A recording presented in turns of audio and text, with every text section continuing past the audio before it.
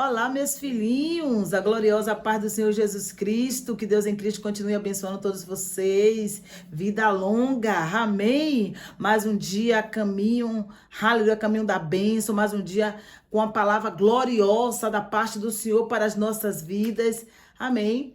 Nessa feita nós temos como palavra do Senhor, Ageu capítulo 2, versículo de número 8, Ageu, aleluias, capítulo 2, versículo número 8, onde eu acredito que Deus ele vai falar poderosamente com cada um de nós, amém? Vamos ler? Minha é a prata e meu é o ouro, disse o Senhor dos Exércitos. Amém. Essa palavra é uma palavra forte, né? Essa palavra está no livro de Ageu, onde Deus ele encoraja o seu povo poderosamente. E nós podemos também recapitular esta palavra através do livro de Esdras, capítulo 1, onde o profeta Jeremias, ele tinha predito, né, que os judeus, eles permaneceriam em cativeiro no país de Babilônia por 70 anos, né? E depois retornaria para Judá. Então o Senhor Deus, ele executa um plano perfeito de redenção para os judeus. E lá no versículo 2 vai dizer que o profeta Isaías foi usado poderosamente por Deus, né? 160 anos antes do aparecimento, ou seja, 160 anos antes do nascimento de Ciro. Né? Isaías, ele predissera a respeito de um grande governante chamado Ciro, aleluias, que permitiria a volta dos judeus, né, para a sua pátria, para reedificarem Jerusalém e o templo do Senhor. O interessante, aleluia, é que o profeta Jeremias, ele prediz que os judeus ficariam em cativeiro por 70 anos. E usa o profeta Isaías para dizer, aleluia, que um governante poderosíssimo chamado Ciro, Deus usaria para libertar este povo deste cativeiro. E esta revelação foram 160 anos antes do nascimento deste homem. Isso é muito forte. Amém? Então embora Ciro ele não fosse um servo de Deus, Deus ele chama Ciro como meu ungido. O mesmo título que ele deu ao seu próprio filho, o Messias, ou seja, Cristo. Então ele foi ungido no sentido que foi usado por Deus, aleluia, a fim de realizar uma tarefa importante de libertar Israel.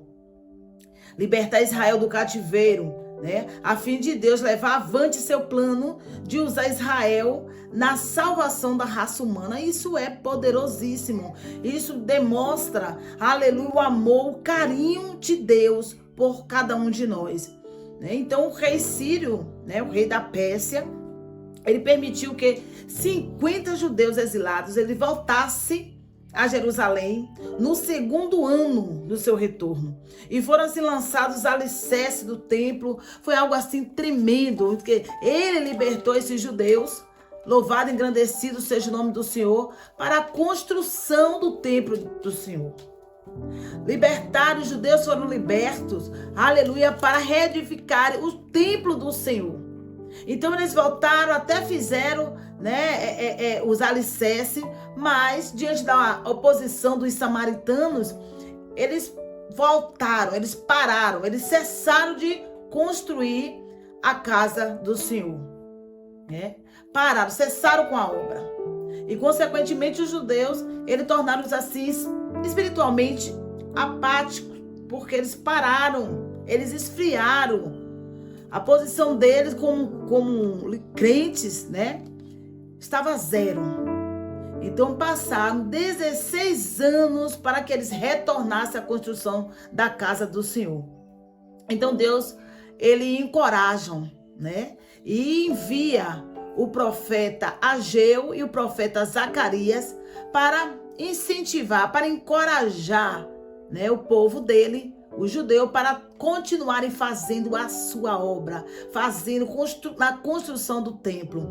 Os judeus que haviam voltado do cativeiro, eles estavam tão ocupados com seus próprios interesses, passaram então a negligenciar a construção da casa de Deus e começaram a revestir as suas casas de madeira de cedro, ao passo que o templo do Senhor permanecia em ruína.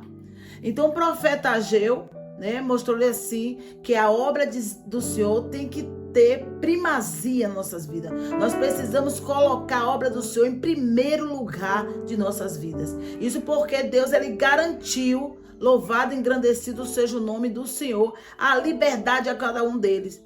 Jesus Cristo, Deus prometeu essa liberdade. Então essa liberdade que Deus deu usando o profeta Isaías, mais ou menos 160 anos antes do nascimento do rei da Pérsia, Ciro.